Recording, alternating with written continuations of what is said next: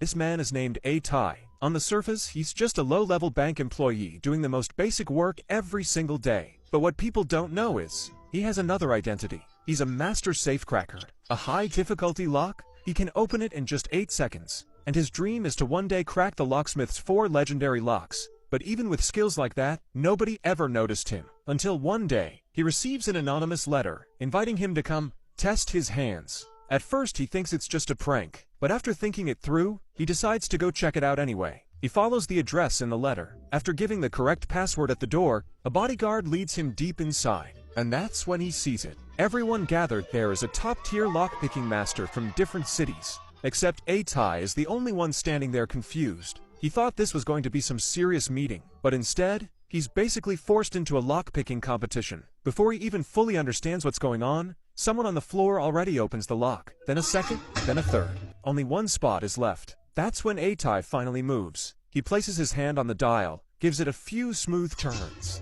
and he takes the last spot. Round 2 is even harder, but for A-Tai, it's still no big deal. This time, the long-haired guy opens it first again. A-Tai comes right after him, so the two of them advance to the final round. But this last lock is on a completely different level. Even the confident long-haired guy pulls out a special tool. A-Tai, though, he stays calm. He's so relaxed, he's even chatting with his opponent. Not until there are only 30 seconds left does he finally get serious. As the dial turns, the internal wheels click into place perfectly. 1, 2, and in the end, A-Tai wins the whole competition. What shocks everyone even more is this. The entire crack takes him less than 10 seconds. That's when he notices a woman in the crowd. She stands out immediately, clean and effortless, like she doesn't belong there. But what he doesn't know is, this woman is about to change his entire life. The next morning, A-Tai goes to his usual coffee shop to grab breakfast. And there she is again, the same woman from yesterday. She says she wants to talk. Then she casually pulls out a few items, but none of them are hers.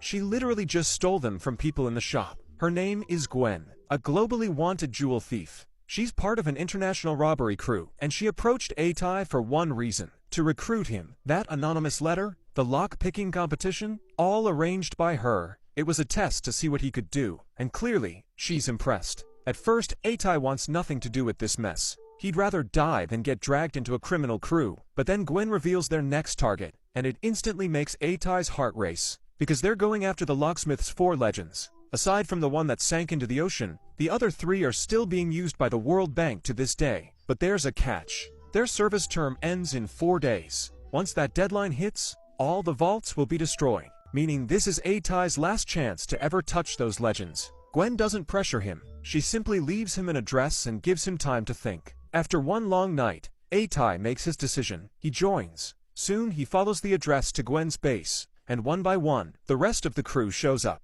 A hacker girl handling the tech and logistics, a bearded driver for the getaway, and a tough leader who's the team's muscle. After confirming the key intel and the full plan, they finally begin the operation.